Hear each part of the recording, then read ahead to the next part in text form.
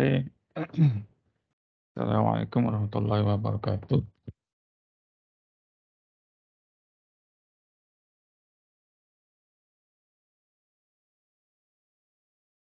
Waalaikumsalam.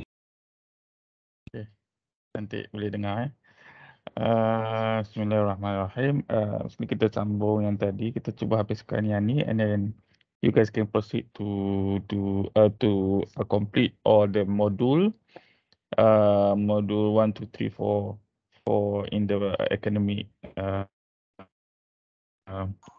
AWS Academy, and proceed to compile it as an lab report. Okay, let's continue. So how IAM determines permission. So basically, is the permission explicitly denied? If there is any indication atau any command that said it denies, so walaupun ada allowed command and ada denied, so deny overrule everything lah. So basically yes, denied. If no, then is the permission explicitly allowed? Kalau dia dia ada command untuk allow, and then dia allow lah. And then kalau tak ada, dia memang back to basic. The first rule is all is explicitly denied. So kalau dia tak ada explicitly deny, and dia tak ada explicitly allowed, so basically it is a deny lah. Okay. And then kita ada IAM groups. So an IAM group is a collection of IAM users. So IAM groups offer a convenient way to specify permissions for a collection of users, which can make it easier to manage the permissions for those users. So for example, you could create an IAM group that is called developers. So sebenarnya yang guna benda-benda ni semua ialah IT expert lah. Sebenarnya IT expert ni dia start dengan admin, lepas tu dia, and then they go for developers, and then they go for managers and so on lah. So developers sebenarnya yang banyak lah yang buat kerja, yang banyak buat kerja ialah developers. And for this group is called AWS ataupun this IAM group kita call developers, and attach an IAM policy or multiple IAM policies to the developers group that grant the AWS resource access permissions that developers typically need. So selanjutnya dia nak dia selanjutnya dia perlukan banyak macam-macam access lah. Any user that you then add to the developer group will automatically have the permissions that are assigned to the group. In such a case, you do not need to attach the IAM policy or IAM policies directly to the users. If a new user joins your organization and should be granted developer privilege, you can simply add that user to the developers group. So similarly, if a person change jobs in your organization, instead of editing that user's permissions, simply remove the users from the group. Menarik kan? Maksudnya bila ada dua group, contohnya dia mula dia IT admin. So group dia punya, so semua IT admin dalam group tu semua dapat access untuk monitor je. Okay. So dia ada another group for developers, dia ada access untuk edit. So kalau ada seorang tu dia pindah group, so kita just ambil that user, IAM user, masukkan dalam group yang satu lagi. So semua apply. Semua yang apply dalam group tu apply kat dia. Which is very convenient lah. Especially untuk user and manager. So important characteristics of IAM groups. A group can contain many users, and a user can belong to multiple groups. Groups cannot be nested, and group can contain only users, and group cannot contain other groups. So basically there is no default group that automatically includes all users in the AWS account. So if you want to have a group with all users in it, you need to create the group and add each new user to it. So basically kita yang nak kena create lah that group. Kalau kita dah tahu ada admins, ada developers, ada tester. So basically you can kena create that group. So dia tak boleh ada automatically ada. Dia memang you guys yang nak kena create lah. So for an IAM role is an IAM identity you can create in your account that has specific permissions. And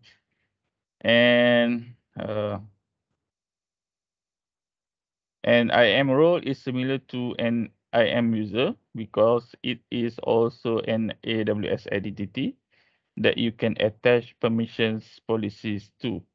And those permissions determine what the identity can and cannot do in AWS. However, instead of being uniquely associated with one person, a role is intended to be assumable by anyone who needs it. Also, a role does not have standard long-term credentials such as password or access keys associated with it. So instead, when you assume a role, the role provides you with temporary security credentials for your role session. So basically, you can use roles to delegate access to users, applications or services. So bukan user saja kan, application kadang-kadang dia nak buat something, dia nak kena access, dia kena access certain services macam storage, database dan sebagainya. So kita boleh bagi kat dia role policy or services that do not normally have access to your AWS resources. So for example, you might want to grant users in your AWS account access to resources they don't usually have, or grant users in one AWS account access to resources in another account. So, or you might want to allow a mobile app to use AWS resources, but you do not want to embed AWS keys within the app, where the keys can be difficult to rotate and where users can potentially extract them and misuse them. Also, sometimes you may want to grant AWS access to users who already have identities that are defined outside of AWS, such as in your corporate directory. Basically macam yang manager atas ni dia orang tak manage IT lah. Or you might want to grant access to your account to third parties so they can perform an audit on your resources. Kadang-kadang orang luar nak masuk check lah. And for all these example use cases, IAM roles are essential component to implementing the cloud deployment. So in this diagram, a developer runs an application on EC2 instance. So setiap resources sebenarnya kita panggil instance lah. Dia punya key ataupun dia punya term lah. Dia akan pakai resource, IT resource, EC2 instance. So instance ni macam resource lah. So EC2 instance that requires access to the S3 bucket. So this is S3 instance. Yang ni ialah EC2 instance. So yang ni EC2 ni compute lah, elastic compute. Nama dia elastic compute lah. So yang ni untuk computational, untuk processing.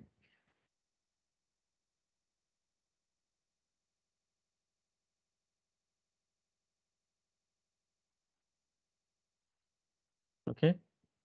Um, so a developer runs application on EC2 instance that requires access to the S3 bucket that is named photos. So dalam ni ada image name photos. So an administrator creates the IAM role. So they create IAM role and attach the role to the EC2 instance. So EC2 instance, so dia buat IAM policy, they attach dekat IAM role and attach the role to the EC2 instance.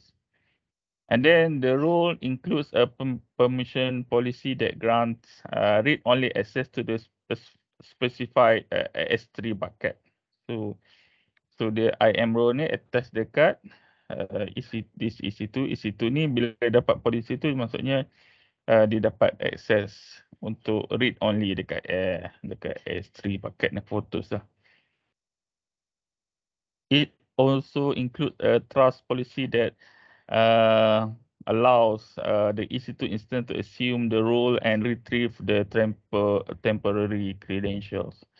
So when the application runs on the instance, it can use the role temporary credentials to access the photos bucket. And the administrator does not need to grant the application developer permission to access the photos bucket. And developer never needs to share or manage credentials. So the apply policy maksudnya siapa yang ada role ni akan dapat access yang ni. This S3 bucket. So this role di atas pada EC2. So EC2 ni ada credential untuk manage S3 bucket. So dia tak perlulah keluar apa buat password dan sebagainya lah. So tak perlu lah. Okay. Take away.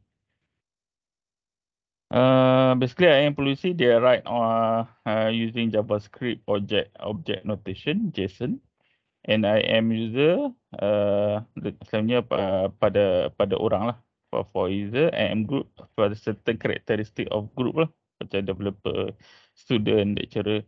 IAM role dia ada certain permission policies attached to it, so dia boleh attach pada siapa-siapa lah, selalunya untuk temporary. Okay.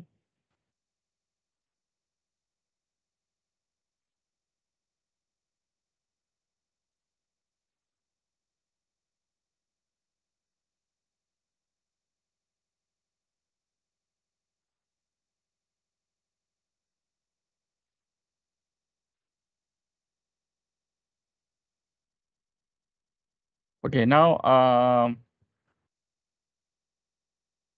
I think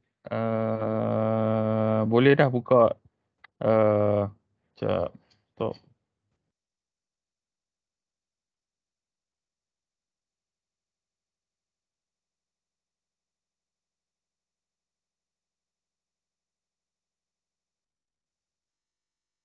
Okay, boleh try buat yang lab 1.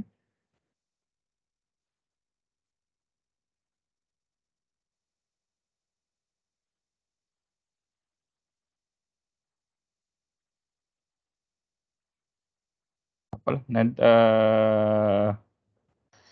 kita habiskanlah dulu. Kita habiskan dulu lecture and then you can start with lab 1. Okay, sorry for that. Uh,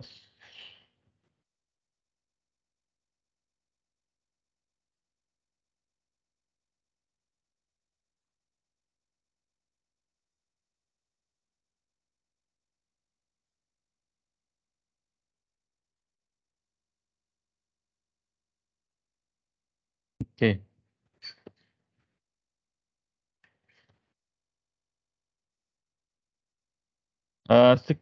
Securing a new AWS account.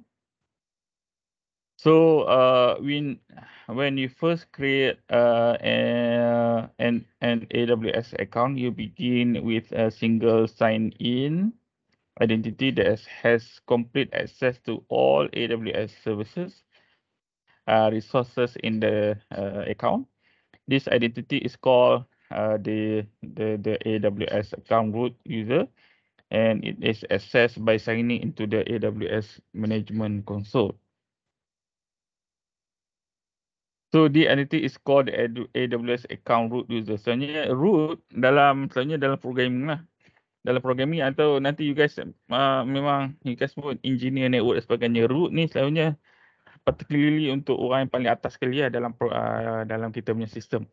So sebenarnya root ni kita tak pakai sebab dia boleh override everything. Sebenarnya bila kita nak start awal-awal ataupun yang nak overrule critical information baru kita pakai root lah.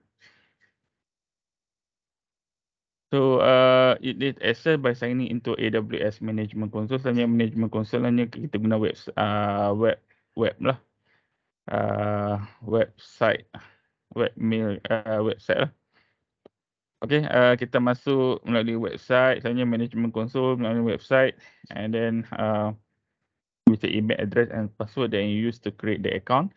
And then the AWS account root users have and retain full access to all resources in the account. So therefore, AWS strongly recommend that you do not use account root user credentials for day-to-day interaction with the account. So dia pun advise jangan guna this account lah. Dia just for particular critical configuration. So instead, AWS recommends that you use IAM to create additional users and assign permission to these users, following the principle of least privilege macam tadi lah. Kita grant apa yang perlu lah. Awal-awal semua deny, apa yang dia nak pakai je kita bagi dekat dia lah. So additionally, if you have multiple users that require access to the account, you can create unique credentials for each user and define which user will have access to which resources. For example, you can create an IAM users with read-only access to resources in your AWS account and distribute those credentials to users that require read access. You should avoid sharing the same credentials with multiple users.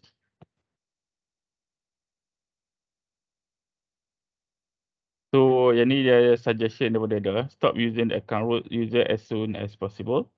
And then and take the following step. While you log in into the account root user, create an IAM user for yourself with AWS Management Console. Access enable, but do not attach any permission to the user yet. Save the IAM user access keys if needed. So kita ada root user, account root user.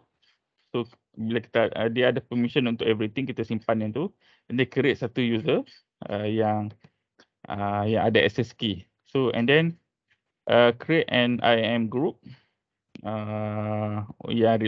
Create nama lah yang related tu macam student, lecturer, developers, admin and everything. And then disable and remove your account root users access keys if there exists, and then enable password policy for all users. Copy the IAM users sign in link the IAM dashboard page, then sign out the accounts. Then sign out as the account root user. And then browse to the IAM users sign in link that you copy and sign into account by using your new IAM user credentials. So store your account root user credentials in a secure place. So yang ni untuk security lah, dia advice kita buat macam ni lah. Especially bila di enterprise.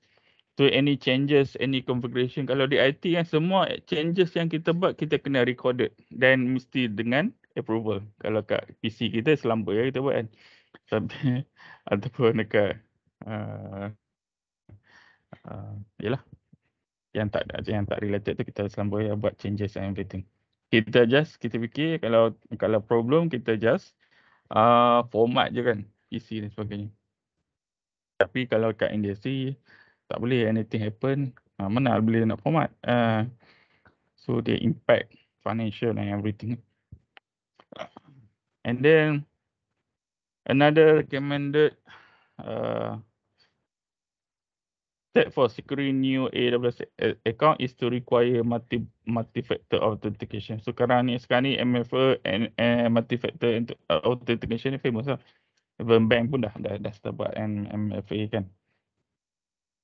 Okay. So dia ada securing a new AWS account, AWS CloudTrail. So dia ada service yang dipanggil AWS CloudTrail. It's a service that logs all API requests to resources in your account. In this way, it enables operational auditing on your account. Yang ni penting sebab kita nak check siapa yang duk log in untuk buat benda ni kan. Kita nak cari siapa yang buat. Kadang-kadang kita tengok benda tu, yalah, yang paling jahat sekali ialah hackers lah. Kita boleh trace what happened lah, siapa yang log in kan. Oleh hackers tu guna ID mana kan untuk masuk.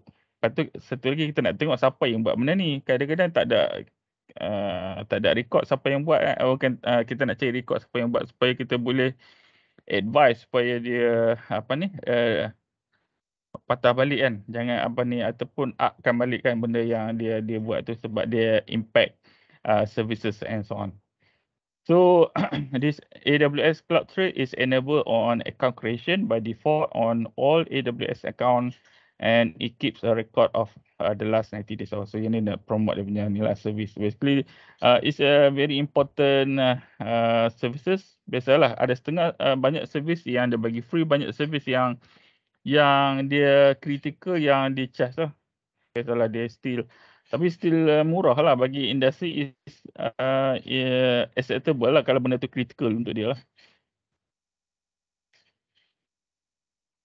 So an additional recommended step for securing new AWS account is to enable billing reports such as AWS cost and usage report. Ni penting kan untuk especially untuk auditing kan. Kita nak tengok yang mana resource yang banyak kan, tiba-tiba ya bil melonjak kan. So kita kena check kan. So billing reports provide information about your use of AWS resources and estimated cost for that use. So AWS delivers the reports to an Amazon S3 bucket that is specified, and AWS updates the reports at least once per day. And then the AWS cost and usage report tracks usage in AWS account and provide estimated charge either by the hour or by the day. Okay.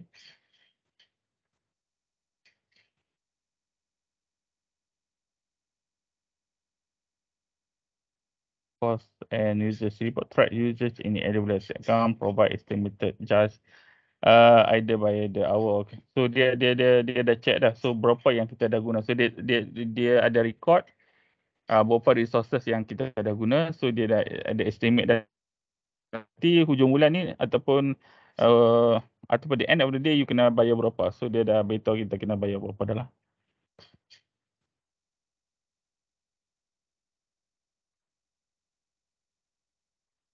So, okay.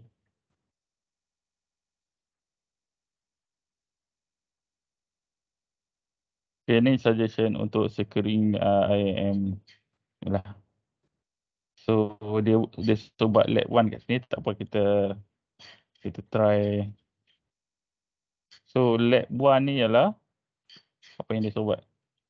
Basically in this hands-on lab you will explore pre-created IAM users and groups, inspect IAM policies as they are applied to the pre-created groups, and then follow a real-world scenario and add users to the group that has specific capabilities enabled. So, locate and use the IAM sign-in URL. Experiment with the effect of IAM policies on access to AWS resources. So task 1, export the users and groups function, and then add users to the group and sign in and test is another testing.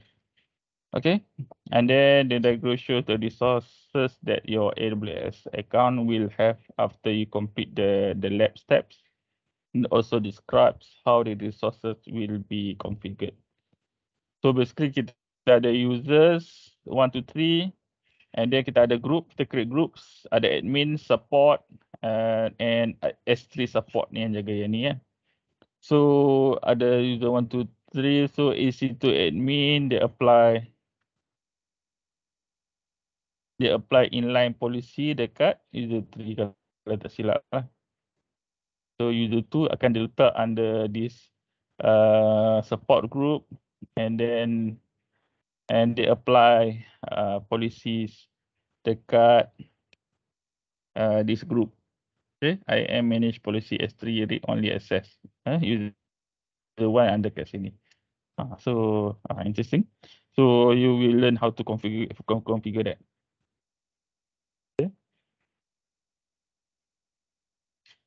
Okay, kita proceed to section 4, securing account.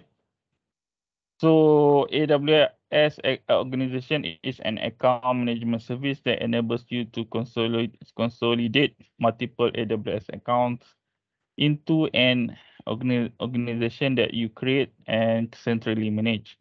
Here, the focus is on the security features that AWS organization provides. And one helpful security feature is that you can group accounts into organization unit.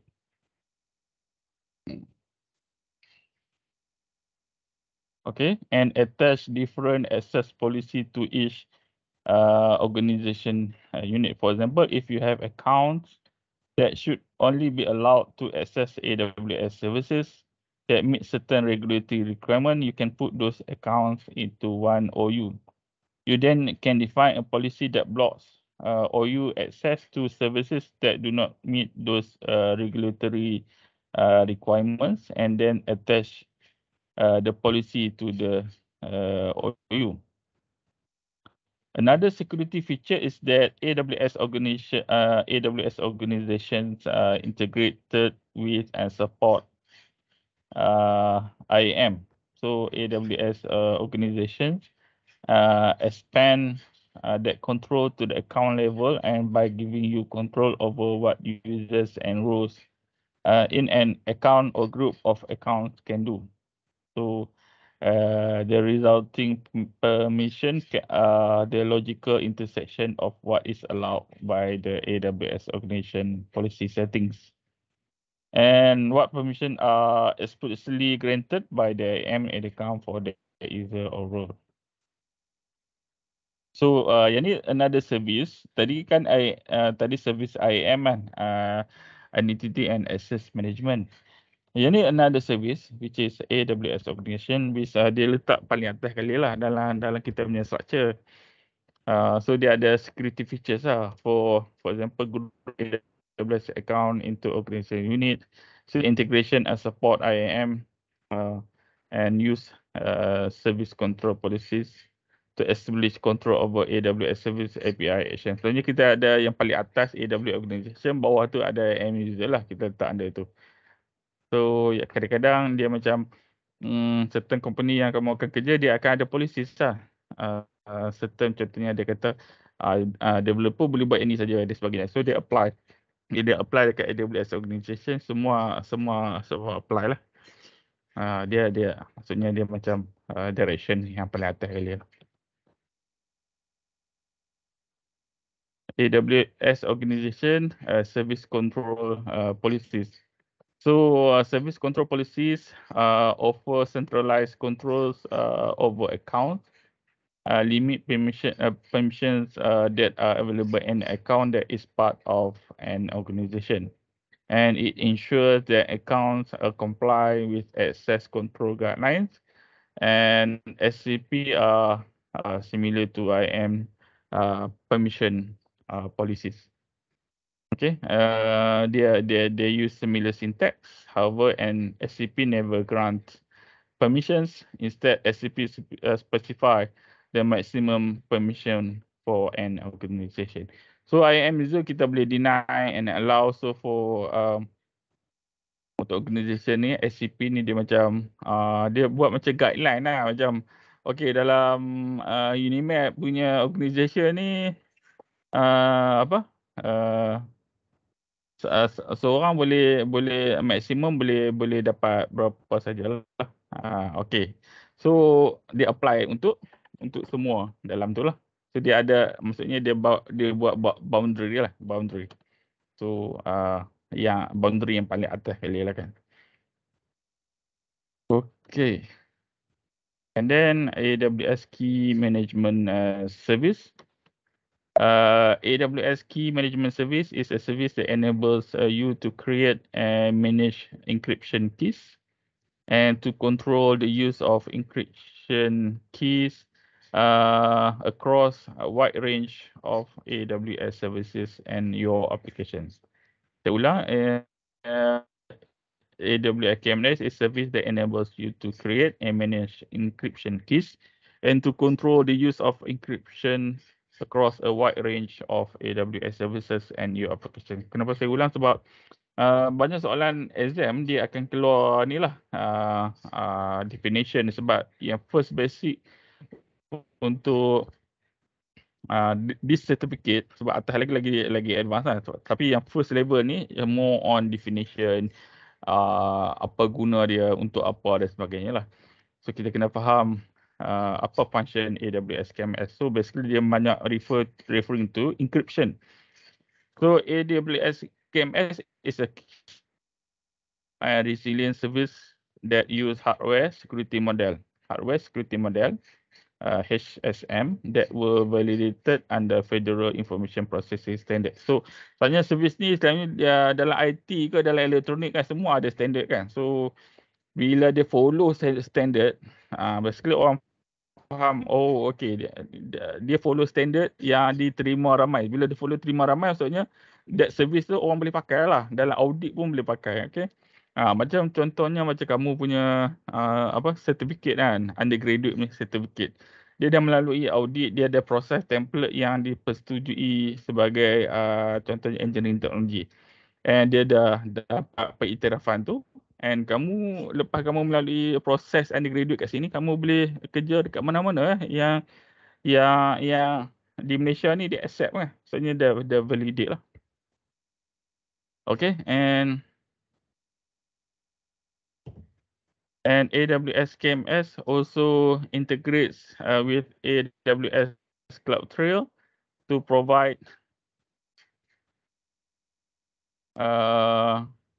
AWS KMS also integrates with AWS CloudTrail to provide you with logs of all key usage to help meet your regulatory compliance and needs.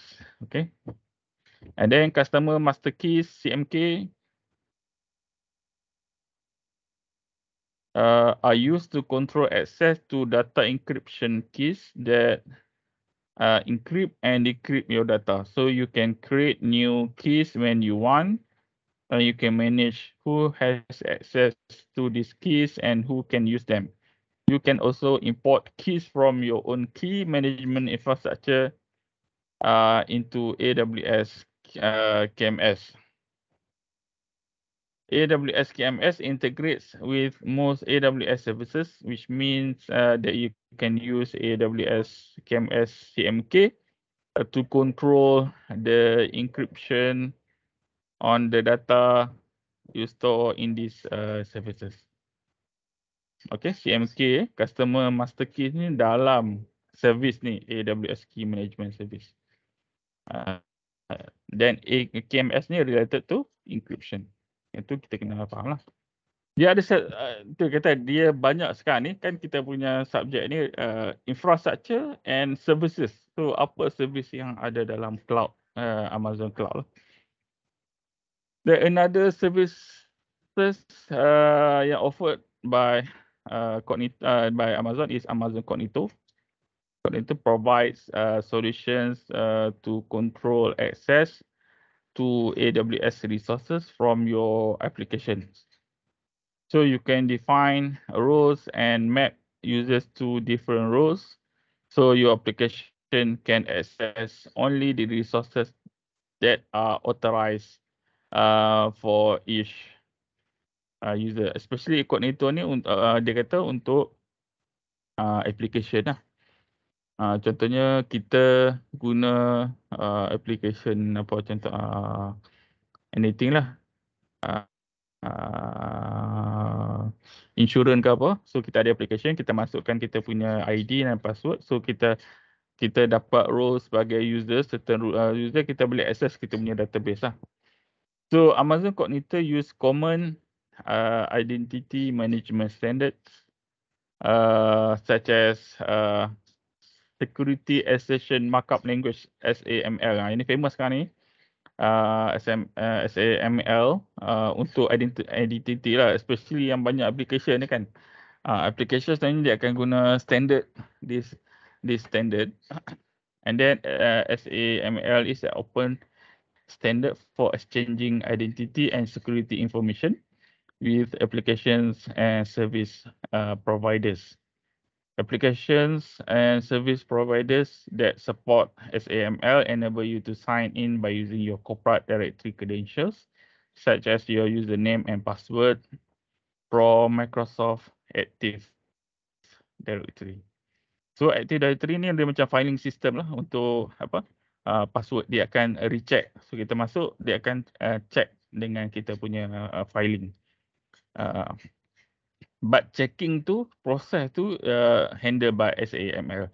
So with SAML, you can use single sign-in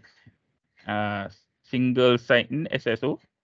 Kan? Sekarang ni kita pada guna macam Google punya sign-in kan. Kita boleh guna dan kita boleh masuk access Facebook, boleh masuk everything kan. Guna just Google punya identity. To sign into all your SAML enabled applications by using a single set of credentials. So dia ada proses yang secure tapi memudahkan user lah. Instead of kita kena guna pelbagai ID, pelbagai kita kena ingat pula password yang pelbagai kan. Which is a hassle. So Amazon Coordinator helps you to meet multiple security and compliance requirement, including requirements for highly regulated organisation. So dia memudahkan dan dia secure and regulated dia punya security tu. So another service is called AWS Shield. So this service is a managed distributed denial of service DDoS protection service that safeguard applications that run on AWS. It provides always-on detection and automatic incline mitigation that minimize application downtime and latency. So there is no need to engage AWS support to benefit from the DDoS protection. Dia kata fully managed, maksudnya fully managed memang kita tak handle, kita tak buat change setting pun kita tak handle. So everything AWS yang handle. Kita just apply lah. Kita kata nak apply AWS Shield ni, so dia handle DDoS attack. DDoS attack ni macam maksudnya apa? Any application dia akan interact dengan certain call ataupun data yang sampai. So kalau tiba-tiba orang nak attack DDoS ni, dia akan hantar flood. Dia akan hantar certain request yang multiple beribu komputer, berjuta komputer boleh hantar dalam certain time. So dia akan komputer ni dia tak, bukanlah, dia memang tak ada otak kan, tapi dia akan layan je lah. So bila dia ambil multiple request, dia akan burn. Okay, orang lain tak boleh guna the application. The application tu might be down lah. Down tu maksudnya orang lain tak boleh access lah. Dia layan request yang poison lah. So AWS Shield helps protect your website from all types of DDoS attacks, including infrastructure layer attacks and so on. Okay, and then dia ada AWS Shield Standard to automatically enable to all AWS customer at no additional cost. And dia ada advanced punya lah. Yang ni optional paid service lah, AWS Shield Advanced.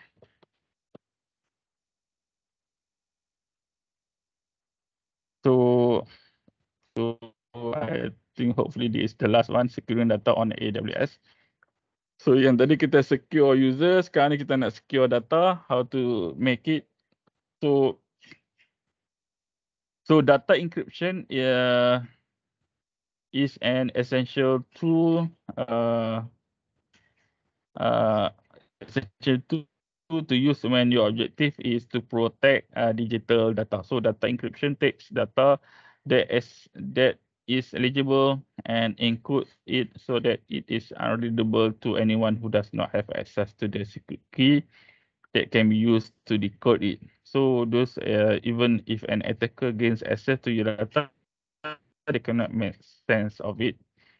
And so tu faham kan, maksudnya encryption ni dia cover ke, dia ada proses lah, dia make sure data tu kita ada certain keys ataupun structure yang boleh kita nak baca, kita kena buka that key. Kalau tak ada, kita tak boleh nak baca. Dia jadi macam kosong satu byte. What is this data lah, kita tak tahu. So definition, another definition is data at rest refers to data that is physically stored on disk or on tape.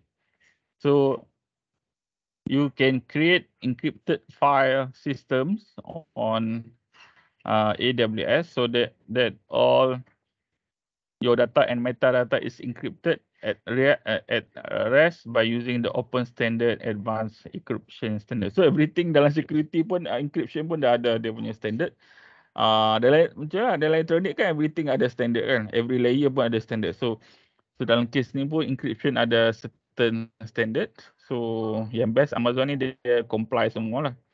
When you use AWS KMS encryption, and decryption are handled automatically and transparently so that you do not need to modify your application.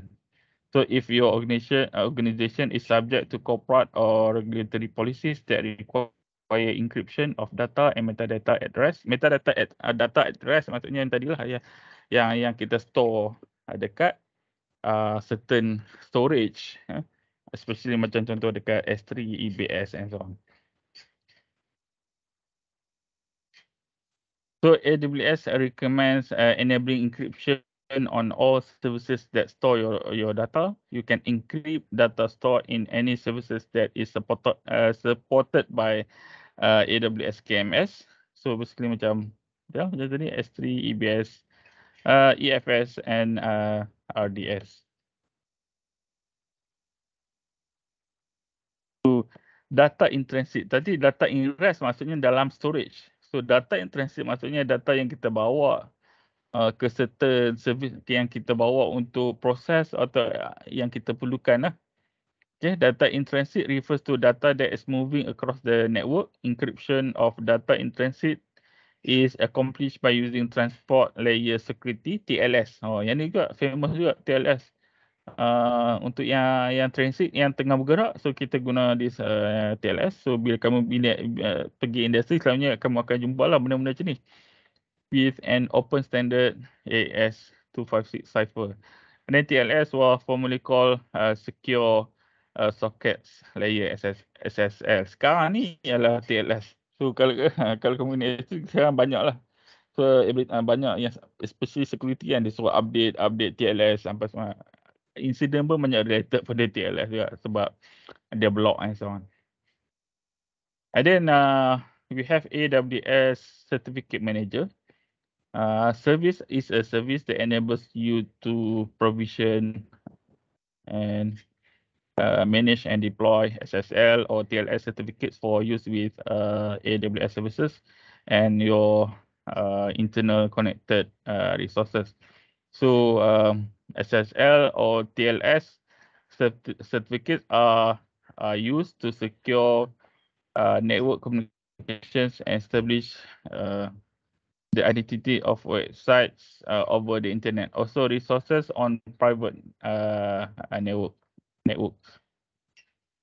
So with AWS Certificate Manager, you can request a certificate and then deploy it on AWS resources such as load balancers or CloudFront distributions. So AWS Certificate Manager also handles certificate renewals.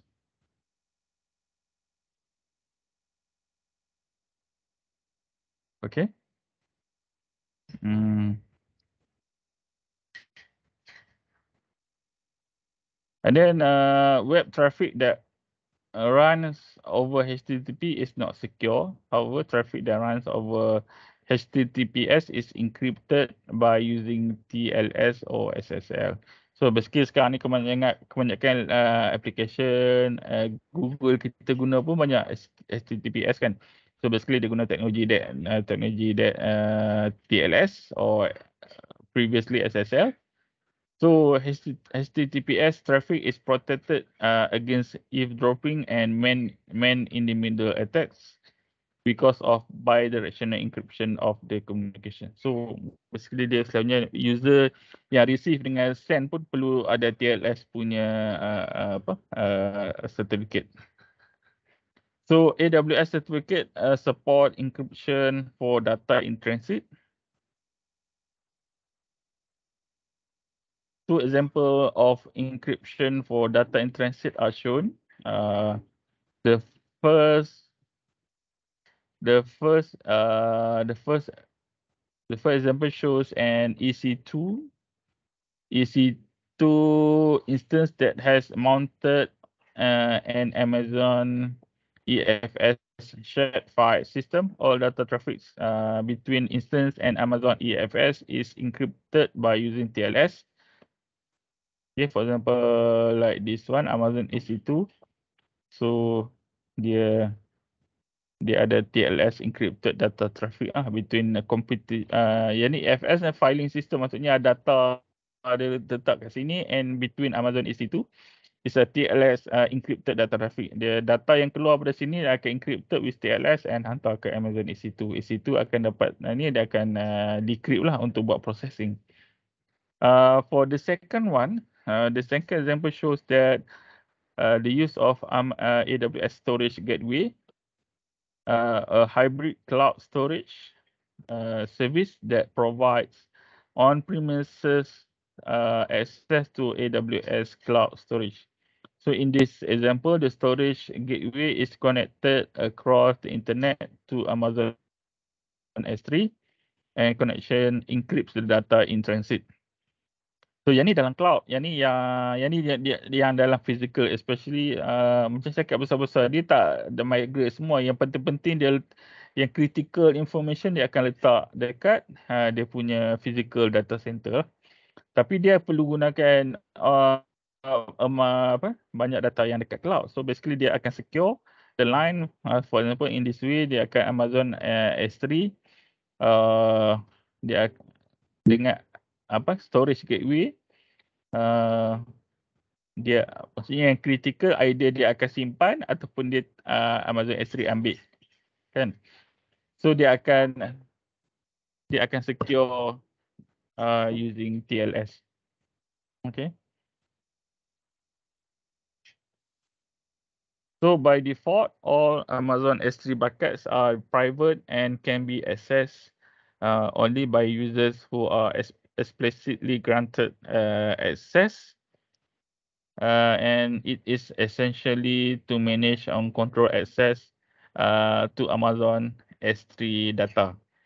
AWS provides many tools and options for controlling access to your S3 buckets or objects, including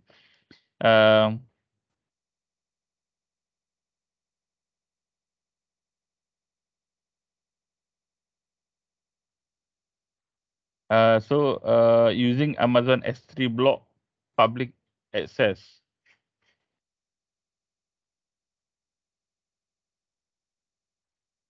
So this setting override any other policies or object permissions.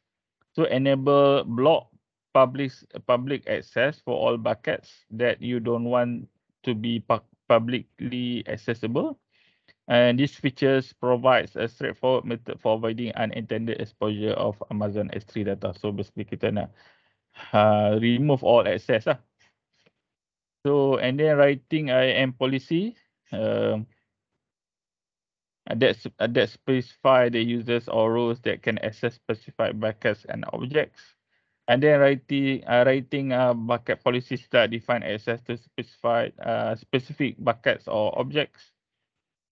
This option is typically used when user or system cannot authenticate by using IAM. And then we can also setting access control list is a legacy control mechanism. So SCL are less commonly used SCL. If you do use SCL, do not set access that as to open or as premises. Dulu kita ada SCL, access control list. Digunakan lagi, tapi sekarang kita ada IAM. And then we have AWS Trusted Advisor provides a bucket permission check feature that is useful tool for discovering if any of the bucket in your account have permissions that grant global access. So yang ni macam nak check lah.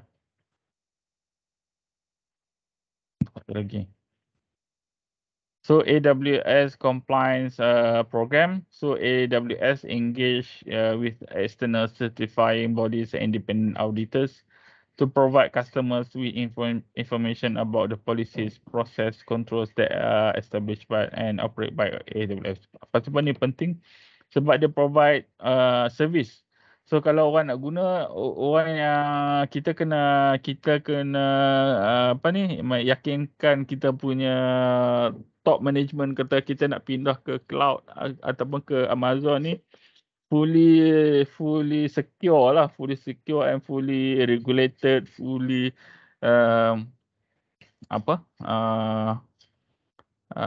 dia mengikut semua security guideline dan sebagainya lah. So that's why yang best tentang Amazon AWS dia follow, dia sebelum mungkin dia follow dan kadang-kadang dia advance lagi lah. Okay. And then dia ada certification. Sebab apa benda ni penting, nanti kita yang nak management yang minta kita nilai benda ni, dan kita boleh provide lah all the certification yang apa approve yang Amazon AWS guna. And kadang-kadang certain negara dia perlukan this certification lah. So banyaklah benda yang Amazon AWS dah lulus. So AWS config is a service that enables you to access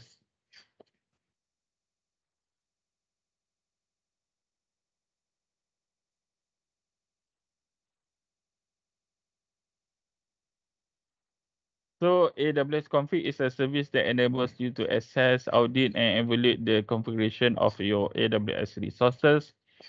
So AWS config continually monitors and records your AWS resources, resource configurations, and it enables you to automate the evaluation of recorded configuration against desired configuration.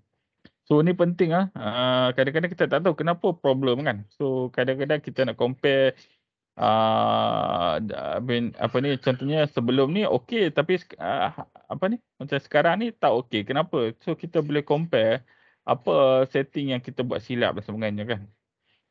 Itu penting dalam anything lah, especially sebagai admin lah. Admin ke apa developers dan sebagainya.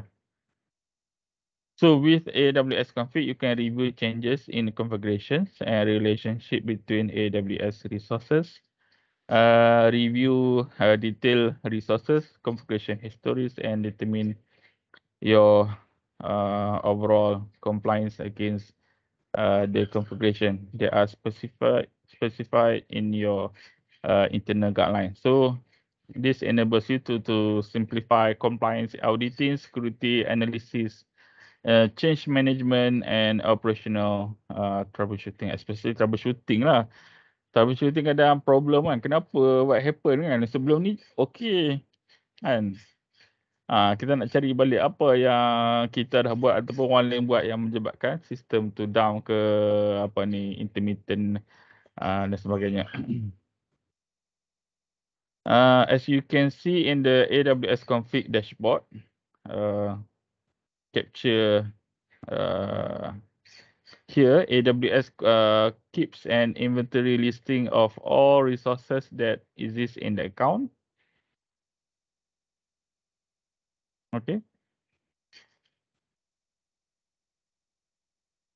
And it then checks for configuration rule, compliance, and resource compliance. So, and then resource that are found to be non-compliant are flagged, which alerts you to configuration issues that should be addressed within the account. So kita boleh check ada benda yang dia dah flag dah, dia bagi amaran macam tak betul yang ni kan. So kita boleh check satu-satu lah before dia down lah, bila especially application down lah. And then AWS config is a regional service to track resource across regions, enable it in every region that you use. And AWS config offers an aggregator features that can show an aggregated view of resources across multiple regions and even multiple accounts. So this service is a region based. It's a region based. So kalau kita nak benda ni run to every region yang application kita ada, kita kena enable all lah. Dia bukan IAM service. IAM service memang untuk semua lah, tapi certain services is dedicated to certain regions.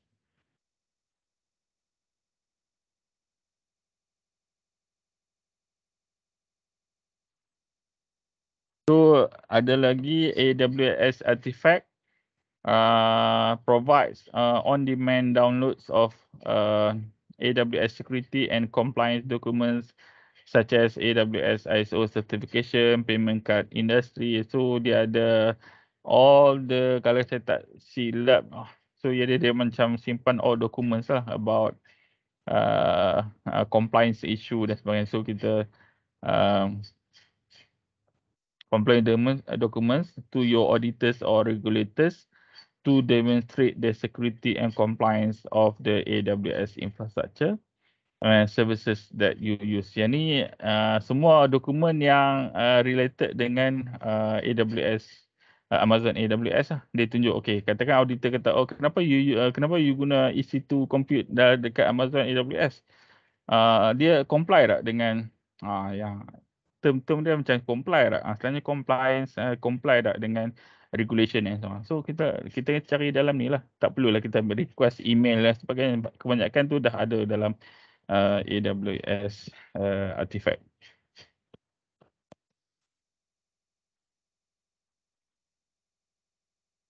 Okay, kita dah go through AWS Security Compliance Program, AWS Config, AWS Artifact.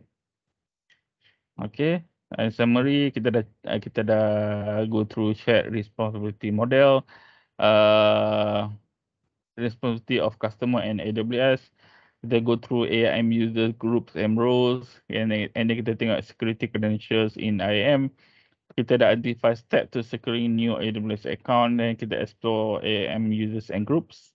And then kita tengok how to secure AWS data, encryption and so on. And then the last one, AWS compliance program lah untuk kita nanti.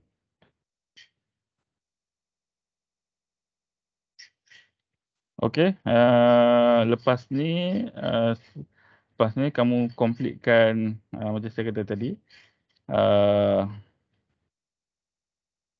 Stop dulu, macam mana stop sharing, okay. Okay.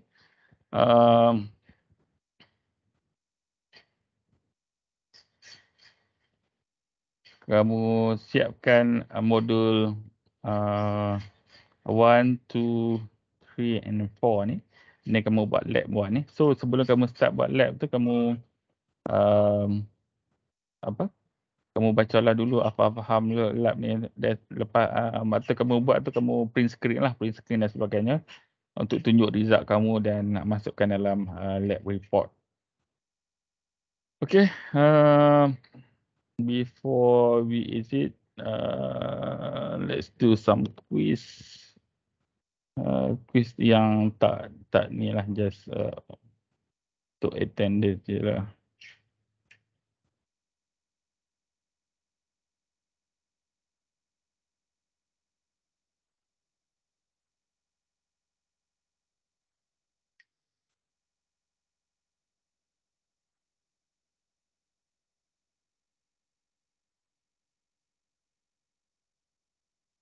So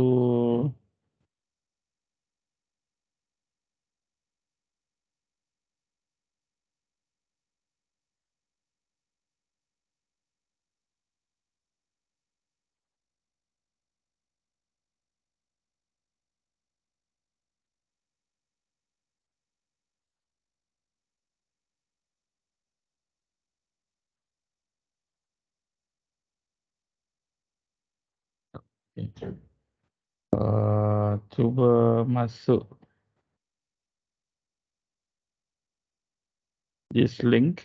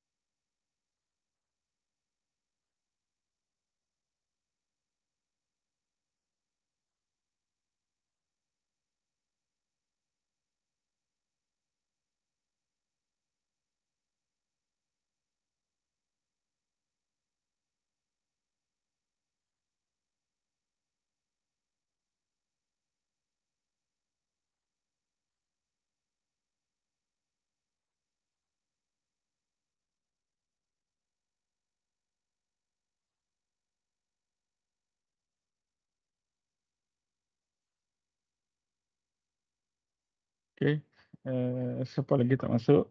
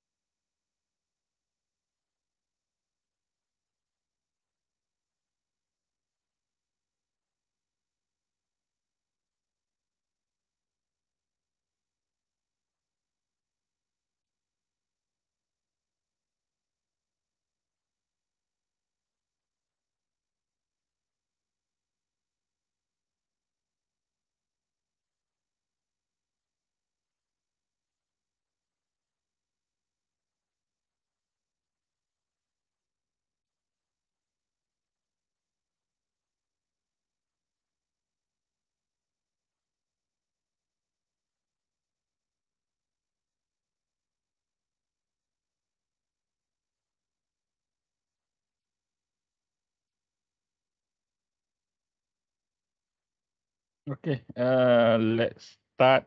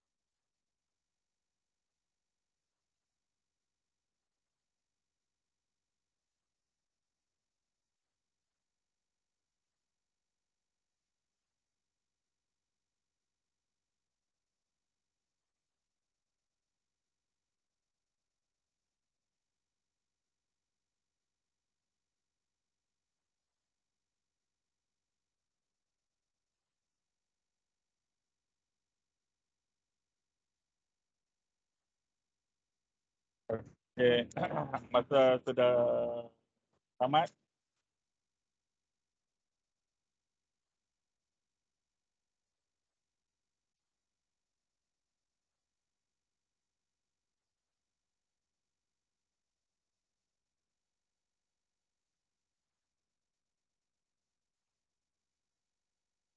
So, tahniah.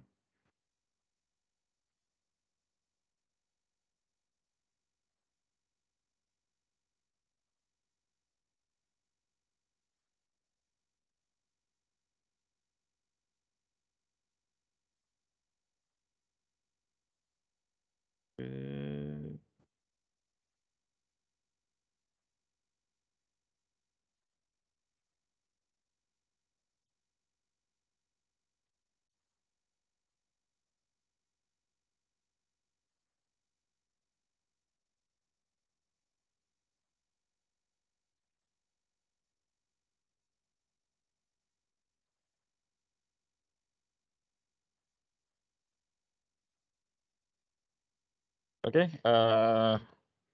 Tak ada markah, cuma maybe ada, maybe lah kan. Saya rajin. Ada hadiah ke apa kan. So kita try to do something like this lah. Okay.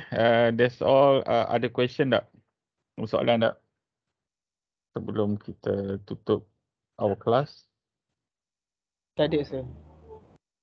Okay, thank you. So, everyone, thank you for joining. So, saya suka buat apa ni? Kita memang kena set masa untuk kita belajar lah kan. Kita set masa tu kita fokus yang ni kan. So another time tu kita boleh fokus untuk benda lain. So dalam live kita macam tu juga. Kita tak boleh macam okay dah set masa ni and then kita kata nak study malam esok. Malam baru ni. Sebenarnya kita boleh fokus masa ni untuk kita study benda ni. Kita fokus betul-betul and then kita anggap dalam ni benda ni penting. So otak kita tak buang lah data tu. Alright, thank you everyone. Have a good day and have a good rest. Thank you. Bye bye. Terima kasih, sir. Assalamualaikum. Terima kasih, sir. Thank you, sir. Thank you, sir. Thank you. Thank you, sir.